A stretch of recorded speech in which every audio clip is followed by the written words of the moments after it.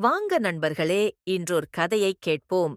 பரமசிவனின் மனைவியான பார்வதி தேவி தன்னை பாதுகாக்க ஒருவரை வேண்டுமென்று விரும்பினார். அவர் தான் பயன்படுத்திய மஞ்சள் தூளால் ஒரு சிறுவனை உருவாக்கினார். அந்த சிறுவனுக்கு உயிர் கொடுத்து, நான் குளித்து முடிக்கும் வரை யாரையும் உள்ளே விடாதே என்று கூறினார். அந்த சிறுவன்தான் விநாயகப் பெருமான். அதே நேரத்தில் சிவபெருமான் அங்கே வந்தார். விநாயகர் தாயின் கட்டளையைப் பேணிக் கொண்டு சிவபெருமானை உள்ளே செல்ல அனுமதிக்கவில்லை. சிவபெருமான் குரோதத்துடன், "இந்தக் குழந்தை யார்?" என்று எண்ணி கொந்தளித்து சண்டையிட்டார்.